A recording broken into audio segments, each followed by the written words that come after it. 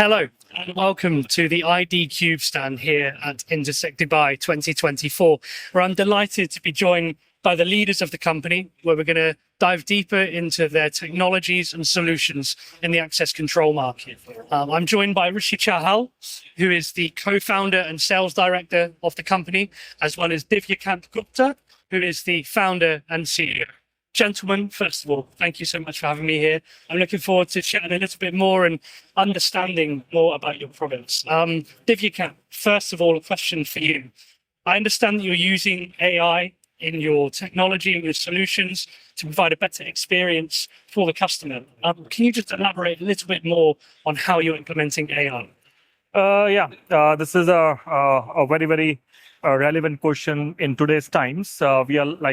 Nowadays, we are saying that we are living in the era of AI, right? If I ask you a question back to you, that what do you think is a better security experience for a customer?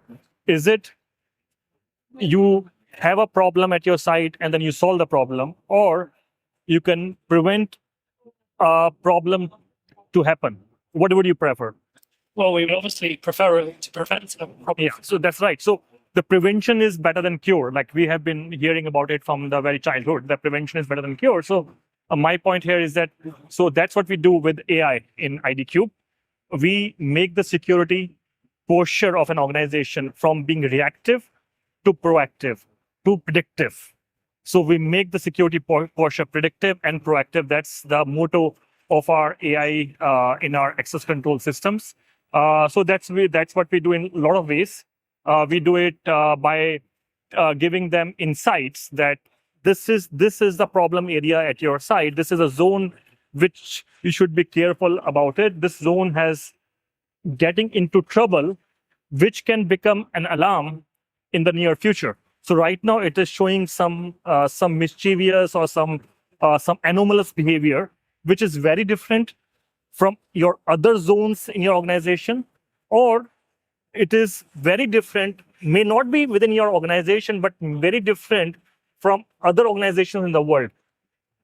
So it's pretty mischievous. It is pretty much anomalous for you guys. So please look into it. So you get a heads up before the incident can take place. That's what we do with our AI. And yeah, so I will leave it here. Let the customers look at it, get into more details about what we do. Perfect. I mean, talking about being proactive and predictive, what kind of customer is most suited to this type of technology? Okay, so I would say it's useful for everyone. I would not say that this is X customers can use it better or Y customers can. It is useful for everyone. But obviously, customers who have a more number of manpower deployed at their sites, obviously the risk factor of those organizations are much higher. Organizations which are asset heavy, again, the organizations, those have a much higher utilization of these kind of solutions. So asset heavy deployment of manpower, I would say, are the two industries where this is useful. So what are those industries? These are like a petroleum, gas companies, energy sector, where there's a very high deployment of manpower. Then you have manufacturing sectors. Those have very high deployment of manpower. Then you have these business parks, where you have these enterprise trade parks, where you have got millions of people visiting those sites over a year. So those are the best suited for. Otherwise, it's useful for everyone. Most definitely. And those sorts of businesses that you're talking about there, oil and gas and huge trade and business parks, are very common here in the Middle East region. Absolutely. So I can understand why you're seeing such success here in this market. So moving on from that, Divyakant, we know that wallet access technology has been widely accepted in the marketplace recently. Can you talk to us a little bit more about the adoption of that and what is the driving force behind the acceptance of the new technology? So the driving force is all around us. Like before, when I used to go to airports, they used to give me a boarding pass in my hand, and I used to show the boarding pass, and they will be stamping my boarding pass all across different security channels, right? And now we don't get these boarding passes, right? We use your mobile phone, we show an online boarding pass. And so the adoption of using mobile phone for almost everything in our day-to-day life is the driving force. So people are getting used to have that kind of a user experience where you're not carrying one more entity in your hand, like you're just carrying your mobile phone. So you're using boarding passes. For example, before when I used to come to Dubai, they used to stamp my passport with a stamp, that immigration stamp used to be there. Now there is no immigration stamp. I just walk in, they scan my phone, my face, and let me go inside the office. While going back again, they scan my face, and the gates open and I walk out. I talk to Rishi a little bit more about cybersecurity within your systems and seamlessness. First of all, in terms of your customers, how does your physical access control system help to improve your customers' overall cybersecurity posture? Yeah, thank you, Ryan. I think last time also in a last interview, we discussed on this topic. We touched upon. See, the customer is smart these days. Everyone is building smart infrastructure, which needs a very, very robust cybersecurity framework, right? But the question comes, when customer already has a very secure, very cyber secured posture, why cybersecurity and access control? So now we need to understand that access control sits on the same network backbone, right? And access control is not just the software, right? The customer may have a lot of firewalls and everything, all the protection, already embedded into their backbone. But here we are talking about field devices and the software, right? So it's a solution mix, right? And security can be breached using the field devices because it's very easy, to come in contact with the physical devices which are there, installed on ground, on the doors, etc. So how do we, sort of strengthen the existing robust posture of the customer? That we make sure devices are cyber hardened, right? Which are like TLS 1.2 or 2.1 approved, wherein, which is a communication basically between the controller and the server, which is the software. We also make sure that the credentials which are being used to communicate or to pass on the data through the readers are fully secured, right? Then comes, the software. So that's where we make sure our application is SSL approved. So that's where, a server to browser communication happens, okay? So here what we are giving the entire communication channel, right from the credential, which is the very first touch point into an access control, to the software, which is the last touch point in the access control, is fully protected. The entire chain is fully protected, right? Over and above, right, when we talk about cybersecurity, so customer wants to see that, yes, I have a single sign-on. I'm using multi-factor authentication, right?